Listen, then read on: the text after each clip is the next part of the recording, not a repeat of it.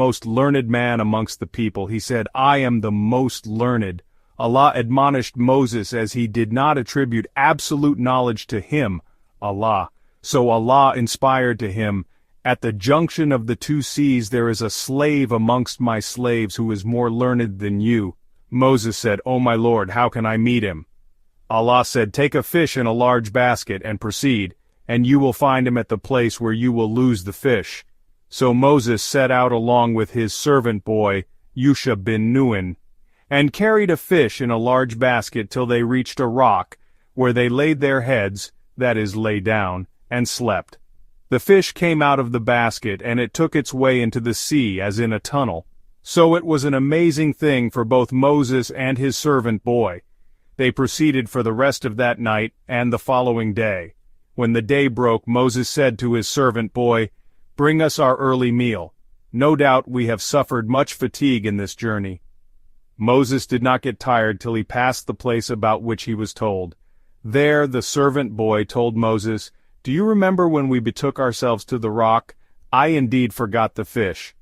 Moses remarked, That is what we have been seeking. So they went back, retracing their footsteps till they reached the rock. There they saw a man covered with a garment, or covering himself with his own garment. Moses greeted him. Al-Qadir replied, saying, How do people greet each other in your land? Moses said, I am Moses. He asked, The Moses of Bani Israel?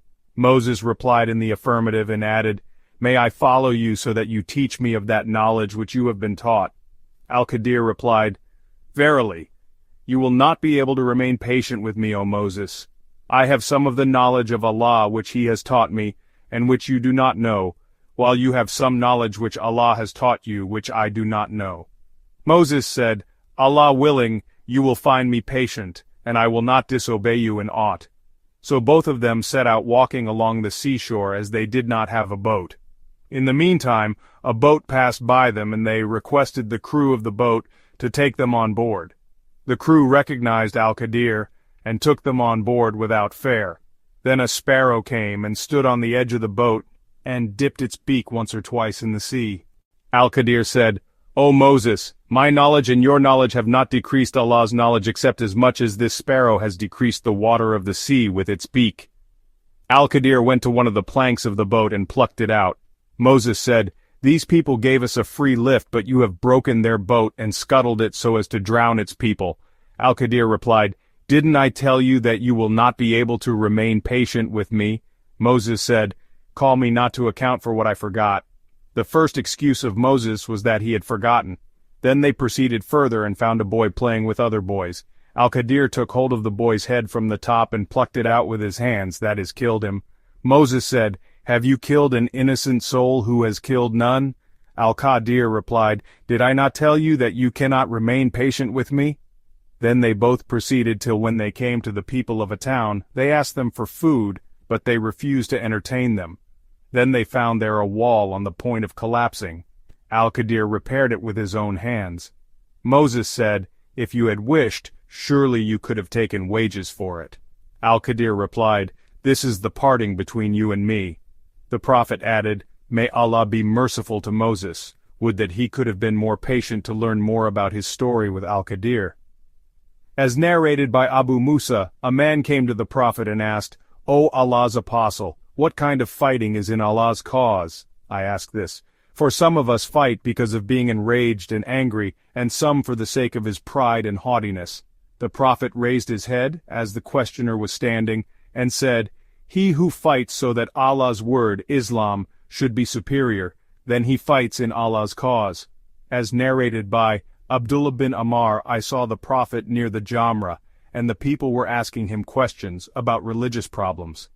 A man asked, O Allah's apostle, I have slaughtered the hadi animal before doing the Rami. The Prophet replied, Do the Rami now, and there is no harm. Another person asked, O Allah's apostle, I got my head shaved before slaughtering the animal.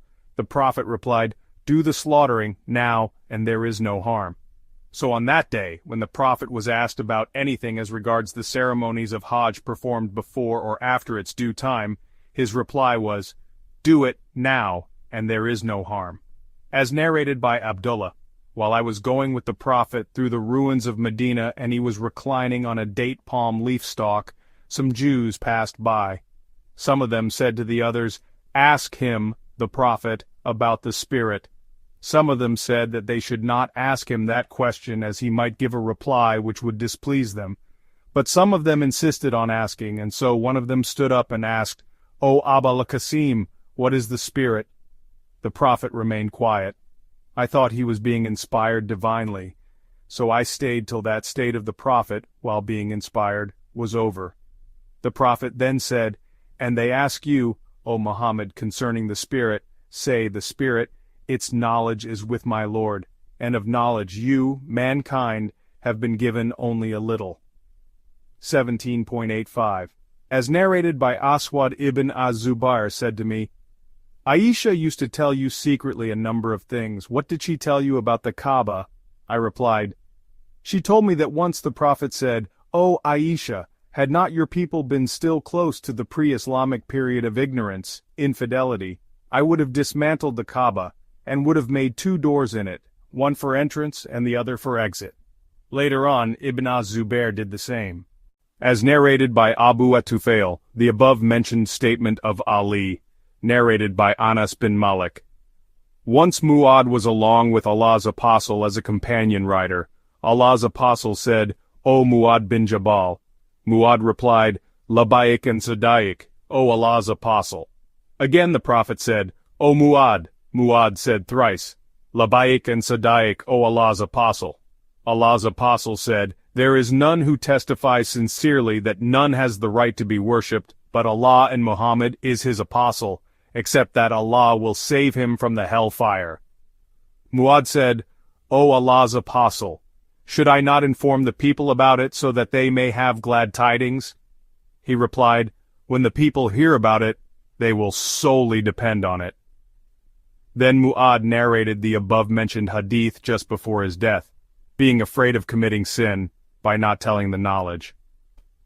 Narrated by Anas, I was informed that the Prophet had said to Mu'adh, "Whosoever will meet Allah without associating anything in worship with him will go to paradise." Mu'adh asked the Prophet, "Should I not inform the people of this good news?" The Prophet replied, "No, I am afraid lest they should depend upon it, absolutely." Narrated by Salama Sulaim came to Allah's apostle and said, "Verily Allah is not shy of telling you the truth. Is it necessary for a woman to take a bath after she has a wet dream, nocturnal sexual discharge?" The Prophet replied, "Yes, if she notices a discharge." Salama then covered her face and asked, "O Allah's apostle, does a woman get a discharge?" He replied, "Yes, let your right hand be in dust," an Arabic expression you say to a person when you contradict his statement, meaning you will not achieve goodness. And that is why the son resembles his mother. Narrated by Abdullah bin Umar. Once Allah's apostle said, "Amongst the trees there is a tree, the leaves of which do not fall and is like a Muslim. Tell me the name of that tree." Everybody started thinking about the trees of the desert areas, and I thought of the date palm tree but felt shy to answer. The others asked, "O Allah's apostle, inform us of it." He replied, "It is the date palm tree." I told my father what had come to my mind, and on that he said, "Had you said it, I would have preferred it to such and such a thing that I might possess." Narrated by Ali, I used to get the emotional urethral discharge frequently, so I requested Al-Miqdad to ask the Prophet about it. Al-Miqdad asked him, and he replied, "One has to perform ablution after it." See Hadith No. 269. Narrated by Nafi, Abdullah bin Umar said, "A man got up in the mosque and said, 'O Allah's apostle, at which place you order us that we should assume the ihram?' Allah's apostle replied, 'The residents of Medina should assure the ihram from Dil Hulayfa, the people of Syria from Al-Jufa, and the people of Najd from Karn.' Ibn Umar further said, 'The people consider that Allah's apostle had also said, the residents of Yemen should assume ihram from Yalamlam.' Ibn Umar used to say, 'I do not. Remember whether Allah's apostle had said the last statement or not?" Narrated by Ibn Umar. A man asked the Prophet, "What kinds of clothes should a muhrim, a Muslim intending to perform Umrah or Hajj, wear?" He replied, He should not wear a shirt, a turban, trousers, a head cloak, or garment scented with saffron or wars, kinds of perfumes. And if he hasn't slippers, then he can use cuffs, leather socks, but the socks should be cut short so as to make the ankles bare. We can strive to embody the values he held dear: kindness, generosity, and justice for all.